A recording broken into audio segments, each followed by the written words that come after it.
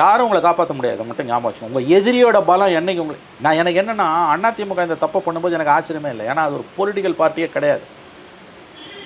அது முழுக்க முழுக்க திமுக எதிர்ப்புன்ற ஒற்றை இலக்கில் ஒரு கட்சியோட எதிர்ப்பில் எப்படிங்க ஒரு கட்சி உருவாக முடியும்? ஆனால் தமிழக மக்கள் அவங்கள உருவாக்கி இருக்கு.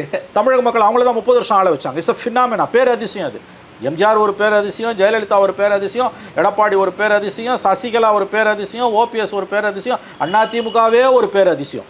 அது என்னன்னே புரியாது எவனுக்கும். ஆனால் அதான் யதார்த்தம். திமுக அப்படி இல்லைங்க. அது 75 ஆண்டுகால பாரம்பரியமிக்க சித்தாந்த ரீதியிலான கட்சி. இன்னைக்கும் 1000 விமர்சனம் இருந்தாலும் நம்ம ஏன் தலையாக அடிச்சுக்கிட்டு திமுகவை கேள்வி கேட்குறோம்?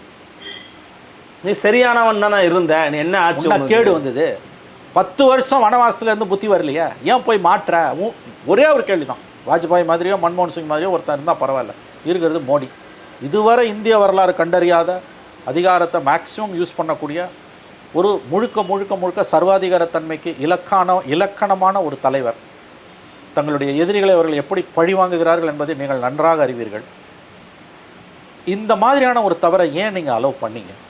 உங்களுக்கு ஏன் இது தோணலை? வந்து உக்காந்த உடனே எங்கெல்லாம் கை வைக்கக்கூடாதுன்றதை தான் முதல்ல லிஸ்ட்டு வச்சுருக்கணும். எங்கே கை வைக்கணுன்ற லிஸ்ட்டு வேறு, எங்கே கை வைக்கக்கூடாதுன்ற லிஸ்ட்டு வந்துருக்கணும்.